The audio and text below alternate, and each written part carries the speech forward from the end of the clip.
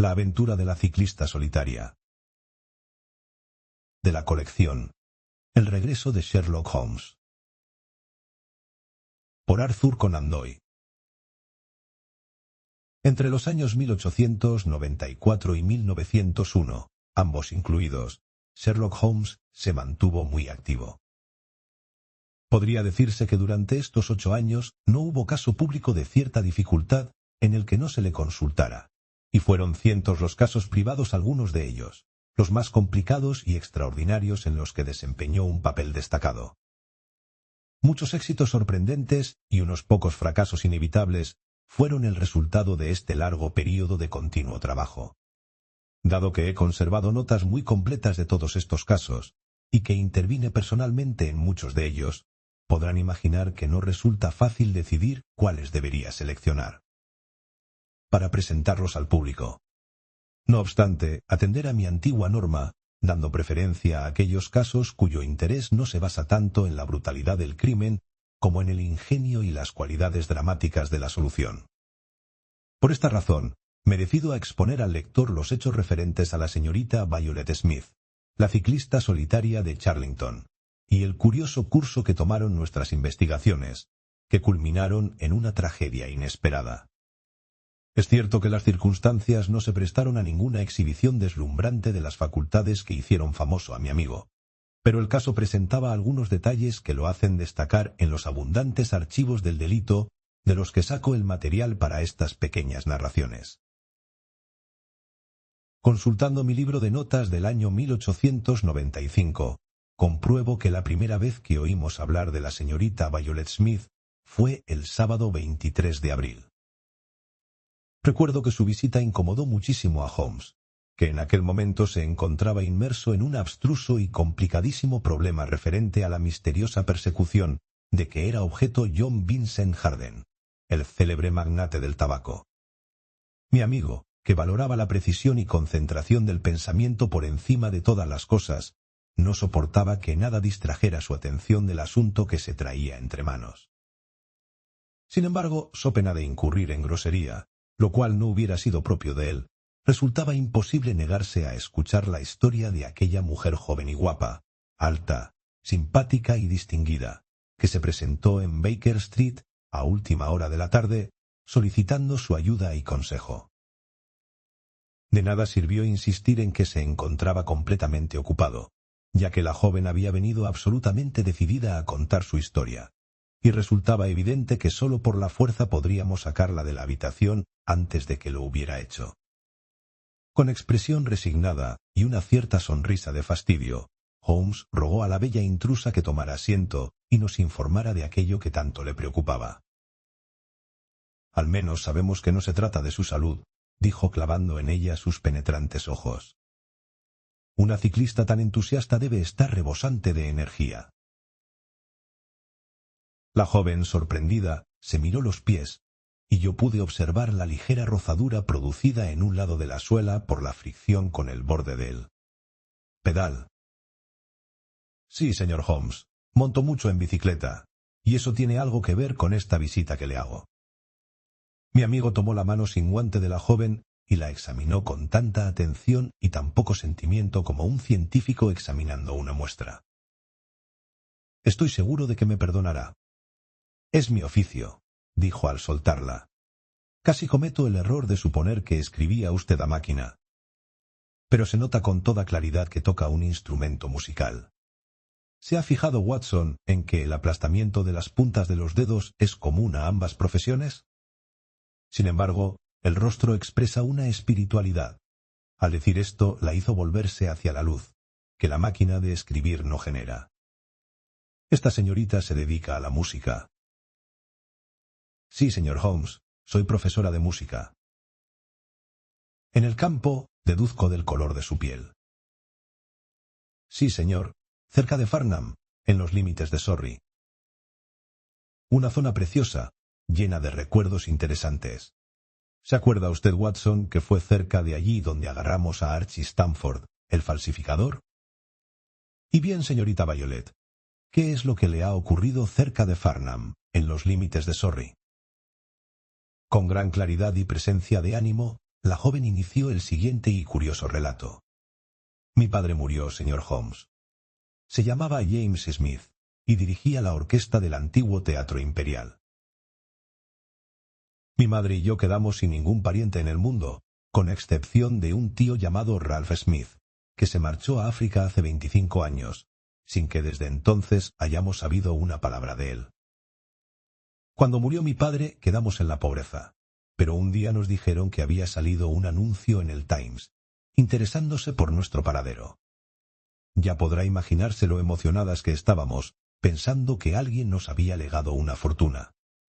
Acudimos de inmediato al abogado cuyo nombre figuraba en el anuncio, y allí nos presentaron a dos caballeros, el señor Carruthers y el señor Woodley, que habían llegado de Sudáfrica. Dijeron que eran amigos de mi tío, el cual había fallecido pocos meses antes en Johannesburgo, en la más absoluta pobreza, y que con su último aliento les había pedido que localizasen a sus familiares y se asegurasen que nada les faltara. Nos pareció muy raro que el tío Ralph, que jamás se preocupó de nosotras en vida, se mostrase tan atento al morir. Pero el señor Carruthers nos explicó que la razón era que mi tío acababa de enterarse de la muerte de su hermano y se sentía responsable de nosotras. Perdone, dijo Holmes, ¿cuándo tuvo lugar esta entrevista? En diciembre, hace 4 meses. Continúe, por favor. El señor Woodley me pareció una persona despreciable. Todo el tiempo se lo pasó haciéndome guiños. Es un joven sin modales, con el rostro hinchado, un bigote pelirrojo y el pelo peinado a los lados de la frente. Me resultó absolutamente odioso, y estoy segura de que a Cyril no le gustaría nada que yo me tratase con semejante individuo. «Oh, así que él se llama Cyril», dijo Holmes sonriendo. La joven se sonrojó y se echó a reír. «Sí, señor Holmes. Cyril Morton, ingeniero electrotécnico. Esperamos casarnos a finales de verano». «Cielo santo. ¿Cómo hemos llegado a hablar de él?» Lo que quería decir es que el señor Woodley me pareció absolutamente odioso, pero el señor Carruthers, que era mucho mayor, resultaba más agradable. Era un hombre moreno, cetrino, bien afeitado y muy callado, pero tenía buenos modales y una sonrisa simpática.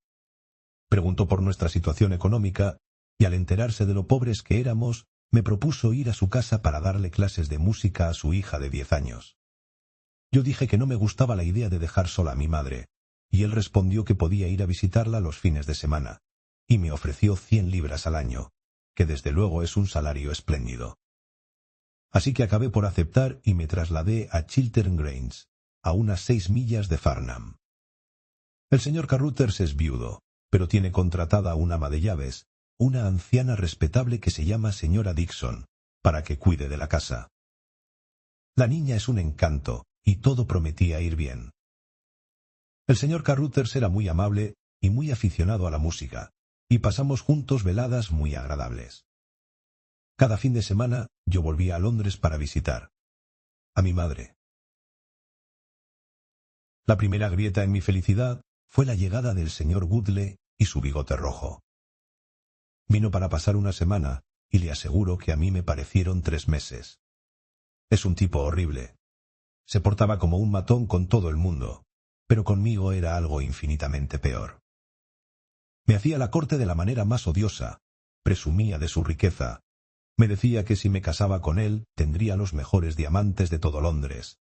Y, por último, viendo que no quería saber nada de él, un día después de comer, me sujetó entre sus brazos, es asquerosamente fuerte, y juró que no me soltaría hasta que le diese un beso. Apareció el señor Carruthers y le obligó a soltarme, pero él entonces se revolvió contra su propio anfitrión, derribándolo y produciéndole un corte en la cara. Como podrá imaginar, allí se terminó su visita. Al día siguiente, el señor Carruthers me presentó sus excusas y me aseguró que jamás volvería a verme expuesta a semejante ofensa. Desde entonces no he vuelto a ver al señor Woodley. Y ahora, señor Holmes, llegamos por fin al extraño suceso que me ha hecho venir hoy a solicitar su ayuda. Debe usted saber que todos los sábados por la mañana voy en bicicleta hasta la estación de Farnham para tomar el tren de las 12:22 a Londres. El camino desde Chiltern Grange es bastante solitario, sobre todo en un trecho de algo más de 1 milla que pasa entre los descampados de Charlington Heath y los bosques que rodean la mansión de Charlington Hall. Sería difícil encontrar un tramo de carretera más solitario que ese. Es rarísimo cruzarse con un carro o con un campesino hasta que se sale a la carretera que pasa cerca de Croxbury Hill. Hace 2 semanas iba yo por ese tramo cuando, al volver la cabeza por casualidad, vi que a unos 200 metros detrás de mí venía un hombre, también en bicicleta. Parecía un hombre de edad madura, con barba corta y negra. Miré de nuevo hacia atrás antes de llegar a Farnham, pero el hombre había desaparecido y no volví a pensar en él. Pero puede usted imaginarse mi sorpresa, señor Holmes, cuando al regresar el lunes lo vi de nuevo en el mismo tramo de carretera. Mi asombro fue en aumento cuando el incidente se repitió, exactamente igual que la primera vez, el sábado y el lunes siguientes. El hombre mantenía siempre la distancia y no me molestó en modo alguno, pero aquello seguía pareciéndome muy raro. Se lo comenté al señor Carruthers, que pareció interesado, y me dijo que había encargado un coche de caballos, de manera que en el futuro no tendría que recorrer sin compañía esos caminos solitarios.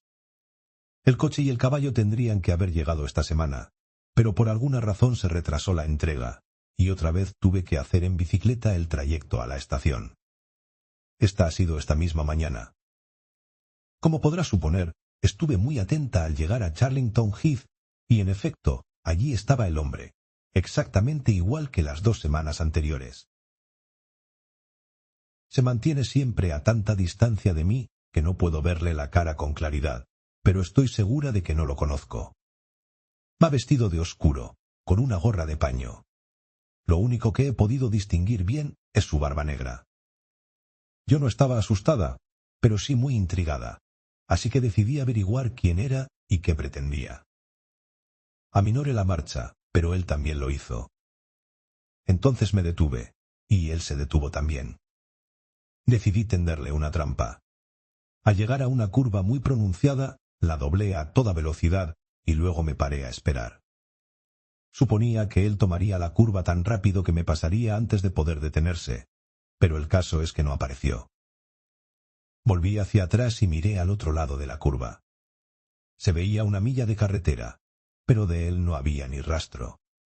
Y lo más extraño del caso es que no existe allí ninguna desviación por la que hubiera podido marcharse. Holmes soltó una risita y se frotó las manos.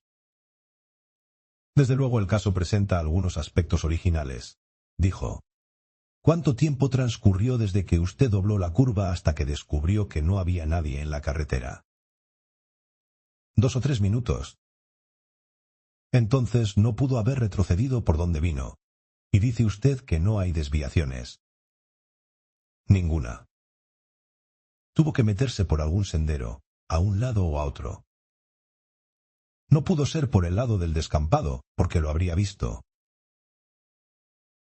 En tal caso, por el procedimiento de exclusión, tenemos que suponer que se dirigió hacia Charlington Hall, que, según tengo entendido, es una mansión con terrenos propios, situada a un lado de la carretera. ¿Algo más? Nada, señor Holmes, excepto que me quedé tan perpleja que sentí que no quedaría satisfecha hasta haberle visto a usted y recibido sus consejos. Holmes permaneció callado durante un rato. ¿Dónde trabaja el caballero con el que va usted a casarse?, preguntó al fin. Trabaja en la compañía eléctrica Midland, de Coventry. ¿No se le habrá ocurrido darle una sorpresa? Oh, señor Holmes, ¿cree que yo no lo iba a reconocer? ¿Ha tenido usted otros admiradores? Tuve varios antes de conocer a Cyril. ¿Y después? Bueno, está ese horrible Woodley, si es que a eso se le puede llamar un admirador. ¿Y nadie más? Nuestra bella cliente pareció un poco confusa. ¿Quién es él?, insistió Holmes.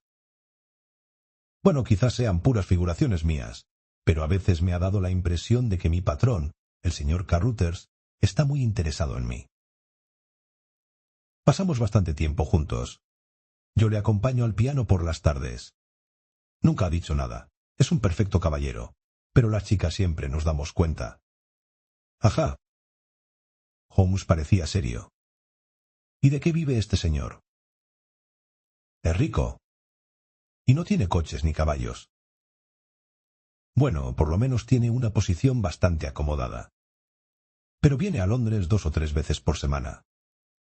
Le interesan mucho las acciones de minas de oro sudafricanas. Señorita Smith, le ruego que me mantenga informado de cualquier nuevo giro de los acontecimientos. Por el momento me encuentro muy ocupado, pero encontraré tiempo para hacer algunas averiguaciones sobre su caso. Mientras tanto, no dé ningún paso sin hacérmelo saber. Hasta la vista, y espero que no recibamos de usted más que buenas noticias. El que a una chica como esa la siga, alguien forma parte del orden establecido de la naturaleza, dijo Holmes, dando chupadas a su pipa de meditación. Pero no precisamente en bicicleta y por solitarios caminos rurales. Sin duda alguna se trata de algún enamorado secreto. Pero el caso presenta algunos detalles curiosos y sugerentes, Watson. ¿Cómo que solo aparezca en ese punto concreto? Exacto. Nuestro primer paso debe consistir en averiguar quiénes son los inquilinos de la mansión Charlington. Tampoco estaría mal enterarse de la relación que existe entre Carruthers y Woodley, dos hombres que parecen tan diferentes. ¿Cómo es que los dos se muestran tan interesados por los familiares de Ralph Smith? Y otra cosa, ¿qué clase de casa es esta, que le paga a una institutriz el doble de lo normal, pero no dispone ni de un caballo estando a 6 millas de la estación? Es raro, Watson, muy raro. ¿Va usted a ir allí? No, querido amigo, va a ir usted. Podría muy bien tratarse de una intriga sin importancia, y no puedo interrumpir por ella esta otra investigación, que sí que es importante. El lunes llegará usted a Farnham a primera hora. Se esconderá cerca de Charlington Heath. Observará con sus propios ojos lo que ocurra y actuará como le indique su buen criterio. Y después, tras averiguar quién ocupa la mansión, regresará a informarme. Y ahora, Watson, ni una palabra más sobre el asunto hasta que dispongamos de algún asidero firme que nos permita avanzar hacia la solución. Sabíamos por la propia joven que regresaría el lunes en el tren que sale de Waterloo a las 9:50, de manera que yo madrugué para tomar el de las 9:13. Una vez en la estación de Farnham, no tuve dificultades para que me indicaran el camino a Charlington Heath. Resultaba imposible confundirse respecto al escenario de la aventura de la joven ciclista, ya que la carretera discurre entre un brezal abierto por un lado y un antiguo seto de tejo por el otro, un seto que rodeaba un parque repleto de árboles magníficos. Había una entrada principal, de piedra cubierta de liquen, con los pilares de cada lado rematados por vetustos emblemas heráldicos. Pero además de esta entrada principal para carruajes, observé varias aberturas más en el seto, de las que partían senderos. La casa no se veía desde la carretera, pero todo el entorno daba una impresión de tristeza y decadencia. El descampado estaba cubierto de manchones dorados de tojos en flor, que brillaban de un modo magnífico a la radiante luz del sol primaveral. Me situé detrás de uno de estos grupos de arbustos, desde donde podía controlar la entrada al parque de la mansión, y un buen tramo de carretera a cada lado. La carretera estaba vacía cuando yo salía, pero ahora se veía un ciclista que venía en dirección contraria a la que yo había traído. Iba vestido de oscuro y pude ver que tenía barba negra. Al llegar al final de los terrenos de Charlington Hall, se apeó de su máquina y se metió con ella por una abertura del seto, desapareciendo de mi vista. Transcurrió un cuarto de hora y entonces apareció un segundo ciclista. Esta vez se trataba de la señorita Smith, que venía de la estación. Al acercarse al seto, la vi mirar a su alrededor. Un instante después, el hombre salió de su escondite, montó en su bicicleta y empezó a seguirla. En todo el extenso paisaje, aquellas eran las únicas figuras en movimiento. La atractiva muchacha, sentada muy derecha en su máquina, y el hombre que la seguía, doblado sobre el manillar, con un misterioso aire furtivo en todos sus movimientos. Ella se volvió para mirarlo y redujo la velocidad. él la redujo también. La chica se detuvo. El hombre se detuvo al instante, manteniéndose a unos 200 metros detrás de ella. El siguiente movimiento de la muchacha fue tan inesperado como valeroso. Hizo girar bruscamente su bicicleta y se lanzó a toda velocidad hacia él. Pero el hombre actuó con igual rapidez y salió disparado en una huida desesperada. Poco después, la muchacha volvió a aparecer carretera arriba, con la cabeza orgullosamente erguida, sin dignarse a reconocer la presencia de su silencioso acompañante. También él había dado la vuelta y siguió manteniendo la distancia hasta que la curva de la carretera los ocultó de mi vista. No me moví de mi escondite e hice muy bien, porque al poco rato reapareció el hombre pedaleando despacio. Se metió por la entrada a la mansión y desmontó su bicicleta. Tenía las manos alzadas y parecía estar arreglándose la corbata. Luego montó de nuevo en la bicicleta y se alejó por el camino que llevaba a la mansión. Yo atravesé corriendo el brezal y atisbé entre los árboles.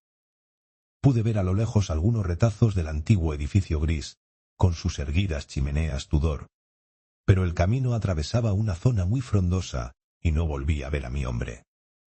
Sin embargo, me pareció que había aprovechado bastante bien la mañana y regresé a Farnham muy animado. El agente local de la propiedad no pudo darme ninguna información acerca de Charlington Hall, y me remitió a una conocida firma de Pall Mall. Pasé por ella al regresar a Londres y fui recibido por un representante muy educado. No podían alquilarme Charlington Hall para el verano. Llegaba un poco tarde. La habían alquilado hacía aproximadamente un mes. El inquilino era un tal señor Williamson, un caballero mayor y respetable. El atento agente lamentaba no poder decirme más, ya que no estaba autorizado a comentar los asuntos de sus clientes. Sherlock Holmes escuchó con atención el largo informe que le presenté aquella misma tarde, pero que no consiguió arrancarle las breves palabras de elogio que yo había esperado y que tanto habría apreciado. Por el contrario, su rostro austero adoptó una expresión más severa que de costumbre al comentar todo lo que yo había hecho y dejado de hacer. Su escondite, querido Watson, estuvo muy mal elegido. Debió usted esconderse detrás del seto. De ese modo habría podido ver de cerca a ese personaje tan interesante. En cambio, se situó usted a varios cientos de metros de distancia y me trae aún menos información que la señorita Smith. Ella cree no conocer al hombre. Yo estoy convencido de que lo conoce. De lo contrario, ¿por qué iba a poner tanto empeño en que ella no se le acerque lo suficiente como para verle la cara? Usted lo describe doblado sobre el manillar. Más ocultamiento, como puede ver. La verdad es que lo ha hecho usted fatal. El tipo vuelve a casa y usted quiere averiguar quién es. Y no se le ocurre más que acudir a una agencia de Londres. ¿Qué tendría que haber hecho? Pregunté algo irritado. Entrar en el bar más cercano. Ese es el centro de todos los cotilleos del pueblo. Allí le habrían dado todos los nombres, desde el del propietario hasta el de la última fregona. Williamson. Eso no me dice nada. Si se trata de un anciano, entonces no puede ser él el activo ciclista que escapa a toda velocidad de la atlética joven que le persigue. ¿Qué hemos sacado en limpio de su expedición? Solo que la chica decía la verdad. Eso yo nunca lo dudé. Que existe una relación entre el ciclista y la mansión. Tampoco tenía dudas sobre eso. Que el inquilino de la mansión se llama Williamson. Que adelantamos con eso. Vamos, querido amigo, no ponga esa cara. Poco más podemos hacer hasta el próximo sábado, y mientras tanto quizás yo pueda averiguar una o dos cosas. A la mañana siguiente llegó una carta de la señorita Smith, relatando en términos breves y precisos los hechos que yo había presenciado. Pero la amiga de la carta estaba en la postdata. Estoy segura, señor Holmes, de que respetará usted la confidencia que voy a hacerle. Mi situación se ha vuelto incómoda, debido a que mi patrón me ha pedido que me case con él. Estoy convencida de que sus sentimientos son sinceros y completamente honrados. Pero, por supuesto, yo ya estoy comprometida. Se tomó muy a pecho mi negativa, pero se mostró muy amable. No obstante, lo comprenderá, la situación es un poco tensa. Parece que nuestra joven amiga está metida en un buen lío, dijo Holmes pensativo, al acabar la carta. La verdad es que el caso presenta más aspectos interesantes y más posibilidades de lo que yo suponía al principio. No me sentaría nada mal pasar un día tranquilo y apacible en el campo, y estoy por acercarme allí esta tarde para poner a prueba una o dos teorías que se me han ocurrido. El tranquilo día de campo de Holmes tuvo un desenlace inesperado, ya que llegó a Baker Street bastante tarde, con un labio partido y un chichón amoratado en la frente, además de presentar un aspecto general tan desastrado que su persona habría despertado las justificadas sospechas de Scotland Yard. Se había divertido muchísimo con sus aventuras y se reía alegremente al relatarlas. Hago tan poco ejercicio que siempre resulta gratificante, dijo. Como sabe, poseo ciertos conocimientos del noble y antiguo deporte británico del boxeo. De vez en cuando resultan útiles. Hoy, por ejemplo, lo habría pasado bochornosamente mal de no ser por ellos. Le rogué que me contara lo que había sucedido. Localicé ese bar de pueblo que le había recomendado visitar, y allí inicié mis discretas averiguaciones. Me instalé en la barra y el charlatán del propietario me fue dando toda la información que deseaba. Williamson es un hombre de barba blanca que vive solo en la mansión, con unos pocos sirvientes. Corre el rumor de que es o ha sido clérigo, pero uno o dos incidentes ocurridos durante su breve estancia en la mansión me parecieron muy poco eclesiásticos. He hecho ya algunas indagaciones en una agencia eclesiástica, y allí me han dicho que existió un clérigo con ese apellido, que tuvo una carrera particularmente turbulenta. Además, el tabernero me dijo que a la mansión solían acudir visitas de fin de semana. Gente de pasta, según él, y en especial cierto caballero con bigote rojo apellidado Woodley, que estaba siempre por allí. Hasta aquí habíamos llegado cuando... ¿Quién dirá que vino a entrometerse? Pues el propio caballero en cuestión, que estaba bebiendo una cerveza allí mismo y había escuchado toda la conversación. ¿Quién era yo? ¿Qué quería? ¿A qué venían tantas preguntas? Su lenguaje era de lo más fluido y sus adjetivos muy vigorosos, y remató una sarta de insultos con un revés traicionero que no pude esquivar del todo. Los minutos siguientes fueron deliciosos. Mis directos de izquierda contra los porrazos del rufián. Yo acabé como usted ve. Al señor Woodley se lo llevaron en un carro. Así terminó mi excursión al campo, y debo confesar que, aunque ha sido muy divertida, mi expedición a los límites de Surrey no ha resultado mucho más provechosa que la suya. El jueves nos llegó otra carta de nuestra cliente. Señor Holmes, no creo que le sorprenda saber que voy a dejar mi empleo en casa del señor Carruthers. Ni siquiera un sueldo tan alto puede compensar lo incómodo de mi situación. El sábado iré a Londres, y no tengo intención de regresar. El señor Carruthers ha comprado un cochecito, de manera que los peligros de la carretera solitaria, si es que alguna vez existieron, han desaparecido. En cuanto al motivo concreto de que me vaya, no se trata solo de la tensa situación con el señor Carruthers, sino que además ha vuelto a aparecer ese odioso señor Woodley. Siempre fue repugnante, pero ahora está más feo que nunca, porque parece que ha tenido un accidente, y está todo desfigurado. Lo he visto por la ventana, pero gracias a Dios aún no. He coincidido con él. Tuvo una larga conversación con el señor Carruthers, que después de eso parecía muy excitado. Woodley debe de estar alojado por aquí cerca, porque no durmió en casa, y sin embargo lo volví a ver esta mañana, merodeando entre los arbustos. Preferiría que anduviera suelta una fiera salvaje antes que él. Le odio y le temo más de lo que soy capaz de expresar. ¿Cómo puede el señor Carruthers soportar ni por un segundo a semejante bicho? Menos mal que el sábado se acabarán mis problemas. Eso espero, Watson, eso espero, dijo Holmes muy serio.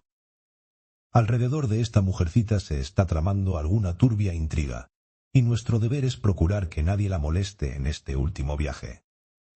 Creo, Watson, que debemos prepararlo todo para desplazarnos allí el sábado por la mañana, y asegurarnos que esta curiosa e incipiente investigación no tenga un final trágico. Confieso que hasta aquel momento no me había tomado muy en serio el caso, que me parecía más grotesco y extravagante que verdaderamente peligroso. Que un hombre acechara y siguiera a una mujer tan guapa no tenía nada de nuevo. Y si el tipo era tan poco decidido que no solo no se atrevía a abordarla, sino que incluso huía cuando ella se le acercaba, no podía tratarse de un asaltante muy peligroso. Aquel rufián de Woodley era muy diferente, pero excepto en una ocasión, nunca había molestado a nuestra cliente, y ahora visitaba la casa de Carruthers sin importunar a ella. El hombre de la bicicleta tenía que ser uno de los que visitaban la mansión los fines de semana, como había dicho el tabernero, aunque seguíamos sin saber quién era y qué pretendía. Sin embargo, la actitud grave de Holmes y el hecho de que al salir de nuestras habitaciones se metiera un revólver en el bolsillo me hizo pensar por primera vez en la posibilidad de que detrás de aquella curiosa cadena de sucesos acecha la tragedia.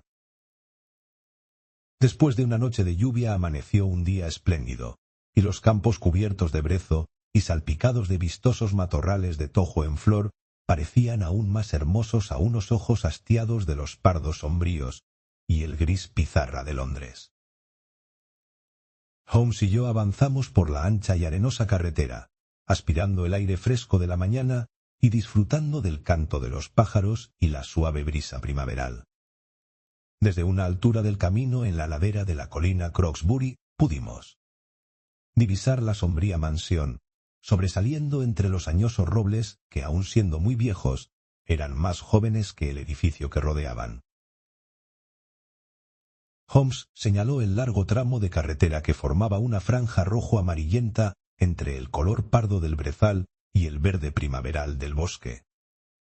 A lo lejos se veía un punto negro que resultó ser un vehículo que avanzaba hacia nosotros. Holmes soltó una exclamación de impaciencia. «Yo había calculado un margen de media hora», dijo, «pero si aquel es su carricoche, es que debe de haber decidido tomar un tren anterior. Me temo, Watson, que va a pasar por Charlington antes de que podamos encontrarnos con ella». Desde el momento en que dejamos la elevación, perdimos de vista el vehículo, pero avanzamos a un paso tan rápido que mi vida sedentaria empezó a hacerse sentir, y me fui quedando rezagado. Holmes, sin embargo, se mantenía siempre en forma, porque disponía de reservas inagotables de energía nerviosa a las que recurrir. Ni por un momento aminoró su paso elástico hasta que de pronto, cuando ya iba unos 100 metros por delante de mí, se detuvo y le vi levantar el brazo con un gesto de dolor y desesperación. En aquel mismo momento, por la curva de la carretera apareció un carricoche vacío, con el caballo al trote y las riendas colgando, que se acercó rápidamente a nosotros. «Demasiado tarde, Watson, demasiado tarde», exclamó Holmes mientras yo corría resoplando hacia él. «Qué idiota he sido en no pensar en el tren anterior. Secuestro, Watson. Secuestro. Asesinato. Dios sabe qué. Ciérrela el paso y pare al caballo. Muy bien. Ahora monte, y veremos si puedo remediar las consecuencias de mi estupidez». Subimos los dos al coche, y Holmes hizo que el caballo diera la vuelta, dio un trayazo con el látigo, y salimos volando carretera adelante. Al doblar la curva quedó visible todo el tramo de carretera que discurre entre el brezal y la mansión. Yo agarré a Holmes del brazo. «Allí está el hombre, jade». Un ciclista solitario venía hacia nosotros. Traía la cabeza agachada y los hombros encorvados y pedaleaba con todas sus fuerzas. Volaba como un corredor de carreras. De pronto levantó el rostro barbudo, nos vio cerca de él y frenó, saltando a continuación de su máquina. La barba, negra como el carbón, contrastaba de manera extraña con la palidez de su rostro, y los ojos le brillaban como si tuviera fiebre. Se quedó mirándonos a nosotros y al carruaje, y en su rostro se formó una expresión de asombro. «¿Qué es esto? ¡Alto ahí!», gritó, cerrándose el paso con su bicicleta. «¿De dónde han sacado este coche?». «Pare usted», vociferó sacando una pistola del bolsillo. «Pare, le digo, o por San Jorge que le metió un tiro al caballo». Holmes arrojó las riendas sobre mis rodillas y saltó del coche. «Usted es el hombre al que queríamos ver. ¿Dónde está la señorita Violet Smith?», dijo con su característica rapidez y claridad. «Eso mismo le pregunto yo. Viene usted en su coche y tiene que saber dónde está. Encontramos el coche en la carretera, pero no había nadie en él. Hemos venido para ayudar a la señorita». «Dios mío, Dios mío». «¿Qué voy a hacer?», exclamó el desconocido, frenético de angustia. «La han atrapado, ese demonio de Woodley, y el cura renegado. Venga usted, venga, si de verdad es su amigo. Ayúdenme y la salvamos, aunque tenga que dejar mi pellejo en el bosque de Charlington». Corrió como un loco, pistola en mano, hacia una abertura en el seto. Holmes le siguió, y yo seguí a Holmes, dejando al caballo pastando junto a la carretera. «Se han metido por aquí», dijo Holmes, señalando las huellas de varios pies en el sendero embarrado. «¡Caramba! Quietos un momento. Hay alguien caído en los matorrales». Se trataba de un joven de unos 17 años, vestido como mozo de cuadras, con pantalones y polainas de cuero. Yacía caído de espaldas, con las rodillas dobladas y una terrible brecha en la cabeza. Estaba sin sentido, pero vivo. Me bastó una mirada a la herida para saber que no había penetrado en el hueso. «Es Peter, el lacayo», exclamó el desconocido. «Él conducía el coche. Esos salvajes le han hecho bajar, y lo han golpeado. Dejémoslo aquí. No podemos hacer nada por él, pero a ella aún podemos salvarla de lo peor que le puede ocurrir a una mujer». Corrimos frenéticamente por el sendero que serpenteaba entre los árboles. Habíamos llegado a los arbustos que rodeaban la casa cuando Holmes se detuvo en seco. «No han ido a la casa. Sus pisadas van hacia la izquierda. Allí, junto a los laureles. Ah, lo que yo decía». Mientras él hablaba, del verde macizo de arbustos que teníamos delante surgió un alarido de mujer, un alarido que vibraba con un paroxismo de horror, y que se cortó de golpe en la nota más aguda, con un gemido de ahogo. «¡Por aquí! ¡Por aquí! Está en la pista de bolos», gritó el desconocido, lanzándose de cabeza entre los arbustos. «¡Perros cobardes! Síganme, caballeros. Demasiado tarde. Por todos los diablos». Habíamos salido de pronto a un precioso claro cubierto de césped y rodeado de viejos árboles. En el punto más alejado, a la sombra de un roble corpulento, había un curioso grupo de 3 personas. Una era una mujer, nuestra cliente, amordazada con un pañuelo y con aspecto de estar a punto de desmayarse. Frente a ella se erguía un hombre joven de aspecto brutal, rostro macizo y bigote pelirrojo, con las piernas bien abiertas y enfundadas en polainas. Tenía un brazo en jarras y con el otro hacía ondear una fusta. Su actitud era la de un fanfarrón en un momento de triunfo. Entre los dos había un hombre mayor, con barba blanca, que vestía una sobrepelliz corta sobre un traje claro de lana, y que al parecer acababa de celebrar un rito nupcial, ya que al aparecer nosotros se guardó en el bolsillo el libro de oraciones y felicitó jovialmente al siniestro novio con una palmada en el hombro. «Se han casado», balbuceó. «Vamos, vamos», exclamó nuestro guía. Atravesó corriendo el claro, con Holmes y yo pisándole los talones. Al acercarnos, la joven se tambaleó y tuvo que apoyarse en el tronco del árbol. Williamson, el ex sacerdote, nos saludó con una reverencia burlona, y el fanfarrón de Woodley nos salió al paso con una brutal carcajada de júbilo. «Ya puedes quitarte esa barba, Bob», dijo. «Se te conoce perfectamente. Pues bien, tú y tus amigos llegáis justo a tiempo para que os presente a la señora Woodley». La respuesta de nuestro guía fue sorprendente. Se arrancó la barba negra que le servía de disfraz y la tiró al suelo, dejando al descubierto un rostro alargado, cetrino y bien afeitado. A continuación, levantó su revólver y apuntó al joven rufián, que avanzaba hacia él blandiendo su peligrosa fusta. «Sí», dijo nuestro aliado. «Soy Bob Carruthers, y pienso defender a esta mujer, aunque me ahorquen por ello. Ya te advertí lo que haría si volvías a molestarla, y por Dios que cumpliré mi promesa». «Llegas tarde. Es mi esposa». «No, es tu viuda». El revólver detonó y vi brotar la sangre de la pechera del chaleco de Woodley. Giró sobre sus pies con un gemido y cayó de espaldas, mientras su rostro odioso y enrojecido adquiere de repente una terrible palidez. El anciano, que todavía vestía su sobrepelliz, estalló en una sarta de blasfemias como no he oído jamás, y sacó también un revólver. Pero antes de que pudiera levantarlo se encontró frente a los ojos el cañón del arma de Holmes. «Se acabó», dijo mi amigo fríamente. «Tire esa pistola. Recógela, Watson, y apúntese a la cabeza». «Gracias. Usted, Carruthers, deme ese revólver». «Ya está bien de violencia. Vamos, entrégueselo». «¿Pero quién es usted?» «Me llamo Sherlock Holmes». «Santo Dios. Veo que ha oído hablar de mí. Hasta que llegue la policía, yo actuaré en representación suya». Muchacho», le gritó al asustado lacayo, que acababa de aparecer en el borde del claro. «Ven aquí. Lleva esta nota a Farnham lo más deprisa que puedas». Garabateó unas cuantas palabras en una hoja de su cuaderno. «Entrégasela al inspector jefe del puesto de policía. Y mientras él llega, todos ustedes quedan bajo mi custodia personal». La personalidad fuerte y arrolladora de Holmes dominaba la trágica escena, y todos por igual éramos como marionetas en sus manos. Williamson y Carruthers cargaron con el herido Woodley para meterlo en la casa, y yo ofrecí mi brazo a la asustada muchacha. Atendieron al herido en una cama, y a petición de Holmes lo examiné. Presenté mi informe en el antiguo comedor adornado con tapices, donde Holmes se había instalado con sus 2 prisioneros delante. «Vivirá», dije. «¿Cómo?», gritó Carruthers, poniéndose en pie de un salto. «Entonces subiré a matarlo antes que nada.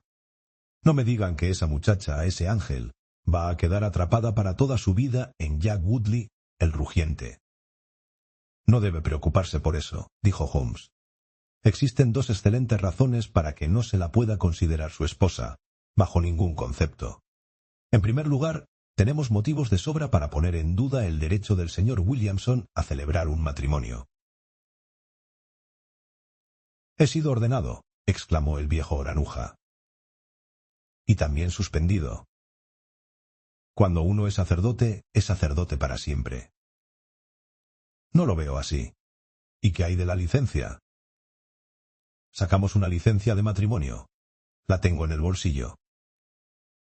«La conseguiría con engaños. Pero en cualquier caso, un matrimonio forzado no tiene validez. En cambio, constituye un delito muy grave, como comprobará usted antes de que esto termine. O mucho me equivoco, o tendré tiempo de sobra para reflexionar sobre el tema durante los próximos 10 años, más o menos. En cuanto a usted, Carruthers, más le habría valido guardarse la pistola en el bolsillo». «Empiezo a creer que sí, señor Holmes.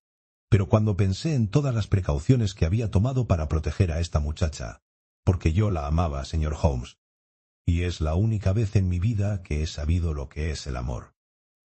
Me volví loco al saber que estaba en poder del matón más brutal de Sudáfrica, un tipo cuyo solo nombre infunde un terror supersticioso desde Kimberley a Johannesburgo.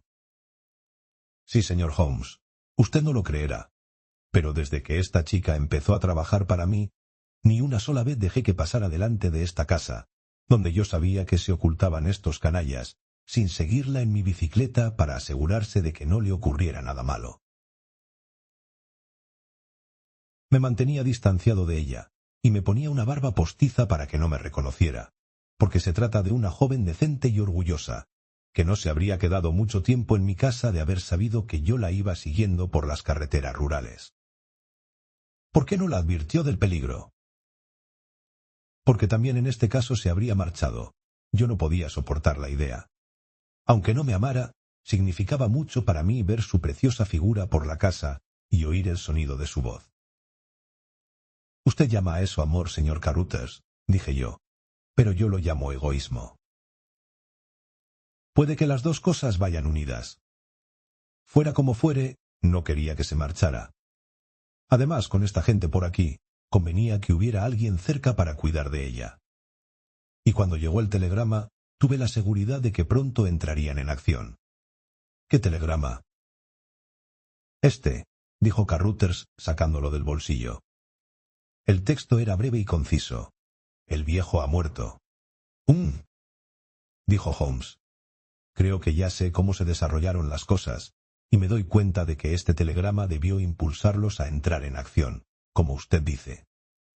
Pero mientras aguardamos, ¿podría usted explicarme algunos detalles? El viejo renegado de la sobrepelliz soltó una explosiva descarga de palabrotas. Por mi alma, Bob Carruthers, dijo, que si nos delatas, te voy a hacer lo mismo que tú le hiciste a Jack Woodley. Puedes rebuznar todo lo que quieras acerca de la chica, porque ese es asunto tuyo.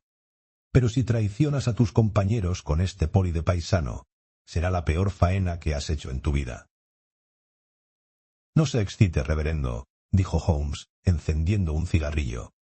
Los cargos contra usted están bastante claros, y solo quiero preguntar unos cuantos detalles por curiosidad personal. Sin embargo, si existe algún problema en que ustedes me lo cuenten, seré yo quien hable y veremos qué posibilidades tienen de ocultar sus secretos.